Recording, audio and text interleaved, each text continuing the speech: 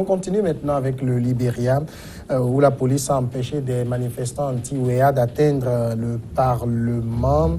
Des heurts ont éclaté mercredi dans la capitale du Libéria, Monrovia, lors d'une manifestation contre le président George Weah.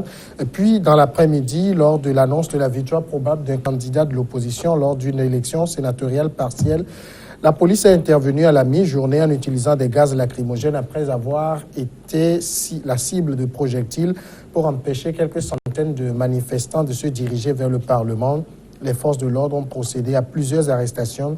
Les manifestations étaient organisées par un collectif composé d'une dizaine d'associations de la société civile, y compris des pans de la jeunesse ayant porté l'ex-footballeur star au pouvoir en janvier 2018, réunis au sein du Conseil des Patriotes et soutenus par des partis de l'opposition.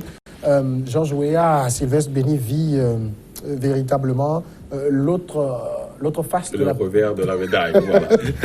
je crois qu'il fait l'expérience donc si on peut le dire, de l'exercice du pouvoir qui n'a rien à voir avec être star de football du Paris Saint-Germain ou du Milan AC. Vous savez, au début, il était presque un président qui va vers le peuple, mais aujourd'hui, il commence aussi à se barricader parce qu'il voit que l'environnement se durcit un peu pour lui, parce que déjà de janvier 2018 à aujourd'hui, si un président a déjà une dizaine d'associations qui se coalisent contre lui, je crois que il est mal parti. Il est mal parti. Et puis dans ce pays, bon, on sait qu'il y a eu des années de guerre civile et tout, donc le pays n'a pas encore circonscrit toutes ces périodes-là de guerre civile. Et puis, vous verrez que entre, vous venez donc de l'évoquer, entre le membre de l'opposition qui est en passe donc de gagner les élections sénatoriales et qui sont là à fêter leur victoire, c'est les membres donc du parti au pouvoir qui vont les attaquer. Je crois qu'on doit quand même dépasser cette étape-là, mais si le Nigeria est encore à ce niveau, ça veut dire que, le Libéria est encore à ce niveau. Bon, tu ne parles l'anglais, c'est encore à ce niveau. C'est que je vois que George Weah n'a pas véritablement la main. Je me dis que c'est peut-être pour ça que même au cours donc de sa première conquête du pouvoir, je crois que le monsieur était véritablement en avance sur Hélène Johnson-Sirleaf, mais les gens ont tout fait. On a tout fait, ne serait-ce pour le mettre en deuxième position. Maintenant, on veut quand même l'essayer, mais je crois qu'il ne fera pas un second mandat, la manière dont les choses se précisent, parce que l'économie n'est pas tellement... Et l'inflation monte. Au niveau du chômage, il n'y a rien qui a été fait à ce niveau-là. Donc, je crois que il est vrai qu'il a pris comme vice-présidence donc les épouses de Charles Taylor, mais je crois que avec ça il peine toujours à envoyer sur le pays. Moi, deux petites choses. Vous imaginez un peuple qui a admiré George Weah en 2005. Il aurait pu gagner, les gens disent même que c'est lui qui avait gagné, mais la communauté internationale avait choisi la dame. Et ce peuple-là qui choisit Weah en 2018, et quelques mois après, ce peuple-là dit aujourd'hui non à George Weah. Ça veut dire qu'il y a quelque chose qui ne me passionne. Ce sont des sujets qui me passionnent depuis un moment, même si des gens ne sont pas d'accord avec moi. C'est comme depuis des années, le peuple se trompe. Les peuples se trompent. Regardez ce qui arrive à Talon. Les gens l'ont aimé, les gens l'ont élu, et regardez. Et ce peuple est contre lui aujourd'hui. George Weah vit la même chose. Ça veut dire que les peuples se trompent. Et qu'est-ce qu'il faut? Ça veut dire simplement que la démocratie, là, qu'on nous a enseigné ou qu'on nous a imposé, la démocratie libérale, la directe, ça ne marche pas trop avec nos jeunes États. Ça veut dire, la deuxième chose, est-ce que George Weah ou le Libéria là a besoin maintenant de cette démocratie? Les Allemands ont fait quelque chose au sortir de la guerre de 1945. Ils ont fait quelque chose d'extraordinaire, qui est très simple. Les responsables ou les autorités allemandes ont appelé les syndicats, juste au lendemain de la guerre, ont appelé les syndicats, certains partis, forts, opposition, et ont discuté avec eux. Et les responsables ou les autorités leur ont dit, donnez-nous 50 ans pour construire le pays. C'est-à-dire, pendant 50 ans, il n'y aura pas de manifestation, mais lorsqu'il surgira un problème, venez nous voir, on va en parler, parce que nous n'allons pas perdre de l'argent dans les manifestations pour encadrer des choses. Et pendant 50 ans, il n'y a pas eu de forte manifestation, et 50 ans après, l'Allemagne est devenue la première puissance économique européenne. Et regarde, est-ce que les Africains ne pourront pas s'inspirer de cet exemple allemand pour construire leur pays? Les Africains veulent la démocratie tout de suite, mais le revers de la médaille, c'est que la démocratie n'apporte pas nécessairement le développement. C'est ce que nous sommes en train de vivre. Est-ce qu'il va falloir laisser le peuple manifester? Bien sûr, ils vont manifester au nom de la démocratie, mais George Weah, au lieu d'aller chercher des sous pour construire leur pays, il va chercher des sous pour encadrer des manifestations, payer peut-être des gaz lacrymogènes, payer des treillis, ou payer les renseignements, ce qui ne profitera pas au peuple. D'accord. Alors, Constant Lemo, est-ce que le George Weah n'est pas un peu responsable de ce qui se passe, en ce sens qu'il a fait trop de promesses durant sa campagne? La question de la démocratie en Afrique, je ne suis pas tellement d'accord avec Firmin, parce que, à mon avis, l'Afrique a vécu la démocratie quand l'Afrique était elle-même. Dans mon village, les élections se faisaient sur la place publique, les candidats se mettent et puis chacun s'aligne derrière le candidat qu'il choisit et on compte devant tout le monde et on sait qui a gagné. C'est ce qui se fait jusqu'à présent pour choisir le chef traditionnel. Alors, je dis, l'Afrique vivait sa démocratie à sa manière, mais celle que les Occidentaux nous ont imposée. Les Africains ne la connaissent pas. Et en même temps, l'Europe, en nous amenant leur formule, avait déjà préparé des deux camps des éléments pour venir compromettre l'équilibre politique, l'équilibre social dans les pays, ce qui leur permettrait d'implanter leur idéologie et leur système d'exploitation économique de l'Afrique. C'était la formule juste.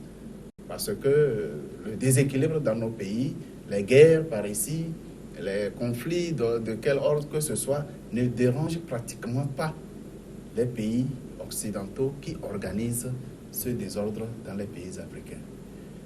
En ce qui concerne le Libéria et le cas de George Weah n'avait pas au départ une ambition politique lorsqu'il s'est investi aux côtés des couches déshéritées, défavorisées au Libéria. Il n'était qu'un footballeur.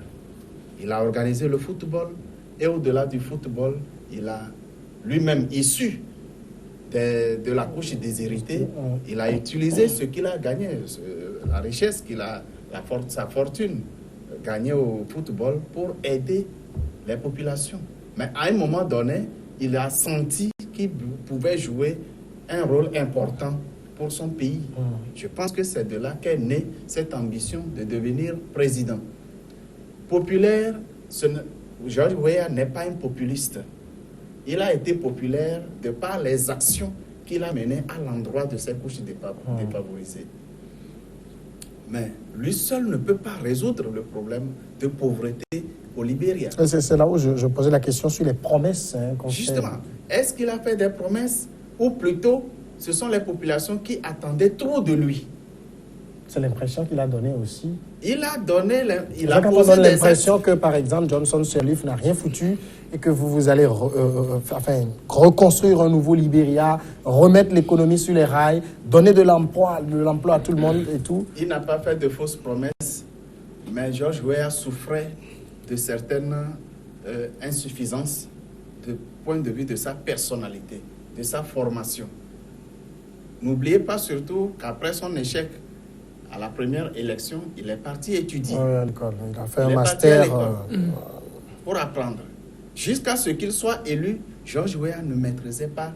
Il connaissait d'ailleurs très mal les arcanes des pouvoirs politiques. Est-ce qu'il les connaît même avant d'être élu? Il ne les connaissait pas. Il ne sait pas comment si bien qu'une fois au pouvoir, il a vu, il a senti que le poids le dépassait. La réalité politique, la réalité du pouvoir, c'était autre chose que ce qu'il voyait de façon simpliste. Satisfaire les besoins des populations. Mais alors, il fallait que les ressources du pays soient gérées par le pays.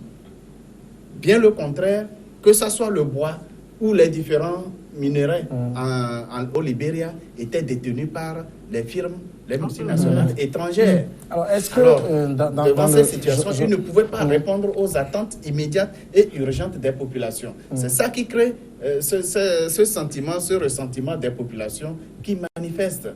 C'est de la naïveté. Georges Weah, aujourd'hui, est-ce qu'entre lui et son peuple, cette complicité qui a existé, qu'il a portée au pouvoir, est rompue?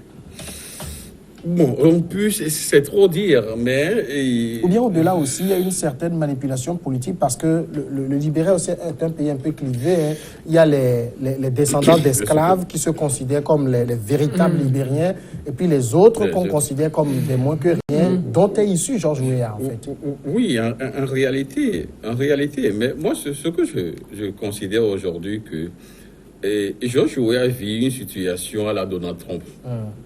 C'est quelqu'un qui, lors de son parcours footballistique, il a des moyens, il soutenait les gens. À un moment donné, il dit, bon, si je pouvais quand même donner de l'argent aux politiques, et ce que j'attendais en fait, ce n'était pas, c'est pas en réalité ça, pourquoi ne pas essayer moi-même? Un peu ce que Talon a fait. Un peu ce que Talon a fait, un peu ce qu'on voit aujourd'hui avec Donald Trump. Ça, c'est un premier élément.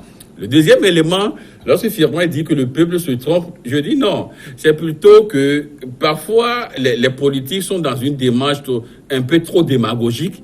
Et lorsqu'ils arrivent au pouvoir, ils constatent que entre ce que j'avais dit hier et l'exercice, ce que je dois faire, c'est le jour et la nuit. Mais dans ce cas, qu'est-ce que les Occidentaux font et qui marche bien? Dans ce cas, quand vous n'arrivez pas à le faire, les gens démissionnent. Nous avons vu, en Afrique, nous n'avons pas cette culture de démission. Vous avez vu, et récemment, en Grande-Bretagne, il y a Theresa May qui avait tellement promis des choses que nous allons faire, mais à un moment donné, qu'elle a vu qu'elle ne peut plus marcher avec un Brexit qui deviendrait beaucoup plus solide ou plus fort que ses épaules, elle a démissionné. Et celui qui a quitté le gouvernement et qui contestait la méthode de Theresa May, Boris Johnson, il a pris le pouvoir. On va également l'essayer. Si ça ne marche pas, il va démissionner. Or, en Afrique, lorsqu'on promet des choses donc au peuple et qu'on se rend compte que entre ce qui a été dit hier ne peut pas être fait, dans ce cas, l'honnêteté intellectuelle voudrait bien que vous rendez votre tablier et continuiez. Alors maintenant, est-ce qu'on voudrait, par exemple, de la part des candidats à la présidentielle, qu'ils disent, lorsque je serai président, ça va être difficile? Résoudre les problèmes de chômage, ce ne sera pas du jour au lendemain. S'il dit ça, il ne va pas être élu. Non, il ne va pas être élu. Non, le problème, c'est qu'il faut revoir les systèmes politiques. Il faut refonder le système politique mondial parce qu'il n'y a aucune élection sans promesse. Les promesses, on en aura toujours. Mais sauf qu'il faut revoir tout le système politique. Si la démocratie, il faut la revoir, il faut la retoucher. Quel système politique pourrait être adapté aux réalités mondiales? La démocratie, telle qu'elle a été inventée dans les années ou dans l'Antiquité ou autre, elle demeure toujours la même. Mais alors que le monde est en train d'évoluer considérablement. Quand je disais par exemple que le peuple se trompe, mais ce n'est pas seulement en Afrique. Alors, il a cité un pays européen qui est la Grande-Bretagne. Regardez par exemple, Nicolas Sarkozy est arrivé en 2007. Mais Sarkozy, ce sont les Français qui l'ont élu. Les gens étaient trop contents de choisir Sarkozy. Mais 5 ans après, il n'a pu être réélu. Les Français l'ont lâché. Regardez, Hollande est arrivé, qui incarnait un certain espoir. 2012, Hollande arrive. 2017, il est parti. Regardez ce qui est arrivé à Emmanuel Macron. Il a été élu à plus de 60%. 65%. Regardez, aujourd'hui, Macron, il est discrédité. Personne ne veut plus, personne ne veut de lui. Ça veut dire simplement que et le peuple se trompe et le système politique ne marche plus par rapport aux réalités modernes. Mais je voudrais dire à Sylvestre Béné qui se trompe un peu. Nous parlons de pouvoir politique. Quand il parlait de Theresa May tout à l'heure, regardez, vous savez, dans les régimes parlementaires, prenons par exemple les hommes de la Grande-Bretagne, la substance du pouvoir, c'est au niveau de la royauté. Le Premier ministre joue qu'un rôle régalien. Toute la substance, c'est au niveau de la royauté, de la reine. C'est la reine qui donne un peu de pouvoir au Premier ministre. Si c'est que c'est la reine qui avait démissionné, je pourrais comprendre. En France, ça n'aura jamais été possible. Vous rappelez cette histoire de contrat premier embauche en France, oui, où les Français avaient marché pendant des mois. On avait demandé à l'époque à Chirac de démissionner, mais Chirac n'a jamais démissionné. Il a dû changer Dominique de Villepin après pour le remplacer. Non, c'était, Dominique de Villepin, oui. Il n'avait même pas changé. Juste, il avait retiré cette loi contrat première embauche un 10 avril 2006. C'est pour dire que, en réalité, ce n'est pas une question de démission. Parce que chaque fois, s'il va falloir démissionner, les choses ne vont pas évoluer. Mais ce qu'il faudrait aujourd'hui... La grande question ici, Constance, c'est que ce qu'on met au pouvoir, le peuple, je ne sais plus quel roi le disait, le peuple a besoin du pain et de la paix, ou du pain, enfin, en tout cas, a besoin de manger et de vivre en paix. Tant qu'on ne lui donne pas ça, on est sûr qu'il sera dans la rue. Ça, c'est clair. C'est indéniable. Le peuple a besoin du pain et de la paix. Ça, c'est clair. C'est l'attente de toute peuple. En réalité, tout le monde n'a pas besoin d'être ministre ou président ou député. Non. Quand il y a la paix, qu'on ne se sent pas menacé, on peut vaquer librement à ses occupations. Ça, c'est d'un.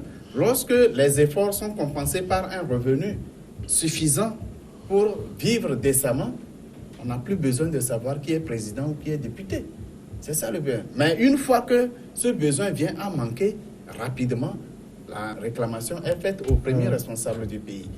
Et puis, les peuples qui se trompent ou les présidents qui se trompent, les candidats ont toujours un agenda officiel et un agenda caché. D'accord, on va aller à la pause. On revient après.